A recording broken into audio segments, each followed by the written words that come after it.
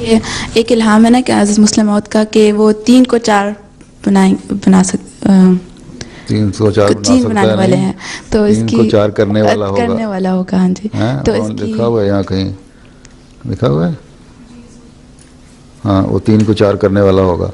तो इसकी तशरीह मुझे समझ नहीं आई इसका कि हज़रत मसीह अलैहिस्सलाम ने जब ये लिखा है ना सारा इल्हाम, कल मैंने खुतबे में परसों पढ़ा था, सारी पेशगोई हैं, बहुत सारी बातें तुम लोग समझ नहीं आएंगी। 4-5 फ़िक्रे उसमें अरबी के भी थे और 1-2 मुश्किल उर्दू थी, शायद समझ ना आई हो, लेकिन बाकी आसान थी।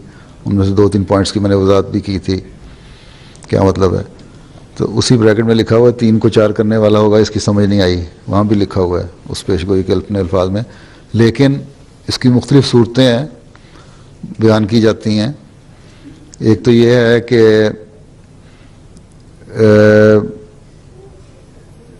मसीह मौऊद अलैहिस्सलाम के हज़रत अम्मा जान से जो औलाद हुई उसमें 3 बेटे ज़िंदा थे, और हज़रत मसीह मौऊद अलैहिस्सलाम की एक पहली बीवी से 2 बेटे थे, जो एक तो फौत हो गए थे, हज़रत मिर्ज़ा सुल्तान अहमद साहब ज़िंदा रहे।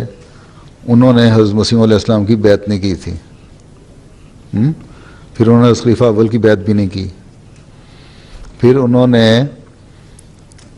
और उसका अंदाज़ा कर लो कि जब मिर्ज़ा सुल्तान अहमद साहब की शादी हुई है तो उसके करीब ही मुस्लिम मौद पैदा हुए हैं उस ज़माने में, इतना फ़र्क था उम्र का भी। फिर उन्होंने खलीफत उमर सानी के ज़माने में जब बीमार थे तो उस वक्त खलीफा सानी की बैत की। उस वक्त लोग जब उनसे कहते थे ना बैत करने, कहते थे मैंने हज़रत मसीह मौऊद अलैहिस्सलाम की बैत नहीं की, हज़रत खलीफा अव्वल नहीं की, तो अपने छोटे भाई की मैं किस तरह कर लूँ बैत। खैर जब बीमार हुए तो फिर उन्होंने एक दिन अल्लाह ताला ने उनके दिल में डाला, उन्होंने हज़रत मुस्लिम मौऊद रज़ियल्लाहु अन्हु को पैगाम भेजा कि मैं बैत करना चाहता हूँ और मैं बीमार बहुत हूँ, ख़ुद चल के आ नहीं सकता, अगर आप मेरे पास आ जाएँ तो मेरी बैत ले लें। तो उस वक्त फिर खलीफत उमर सानी उनके घर गए, वहाँ उनके बिस्तर पे लेटे हुए थे, उनके वहाँ हाथ पे पकड़ के तो फिर वहाँ बैत हुई। तो एक ये भी है कि 3 जो ज़िंदा भाई थे 3, उनके में से चौथा एक भाई भी शामिल हो गया। एक इसकी तशरीह ये की जाती है कि इस्लाम के मरकज़ 2 थे, मक्का और फिर मदीना।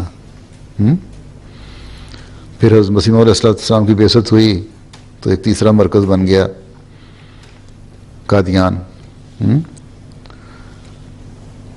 फिर जब पार्टीशन हुई, पाकिस्तान और इंडिया अलहदा हुए, तो उस वक्त एक बयाबान जगह पे एक नया मरकज़ बना रबवा, जहाँ से फिर इस्लाम की इशाअत शुरू हुई और सारा अहमदियों की आबादी थी वो। तो इन मराकज़ के लिहाज से भी एक यह कहा जाता है कि आपने एक नया मरकज़ आबाद करके चौथा मरकज़ बनाया। और मुख्तलिफ़ तशरीहें इसकी हैं।